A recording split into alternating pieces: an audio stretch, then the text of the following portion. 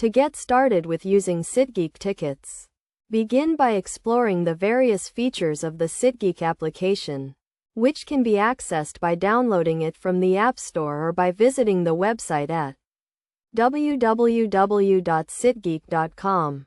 Once you have set up your account, you can proceed to use the service.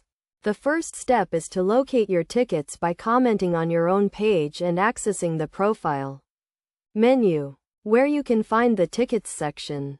Identify the specific ticket you want to use for the event you plan to attend, and check if mobile transfer is enabled for that event. If it is, you can access your ticket directly through the Seatgeek application on your mobile device or computer. If you don't have the application, you will need to download it to access your tickets. Once you have done this, you can print your tickets.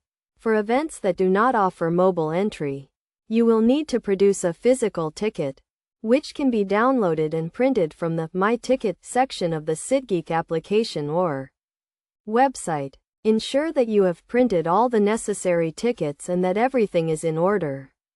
This is a straightforward process that allows you to use Seatgeek to access your tickets at any time.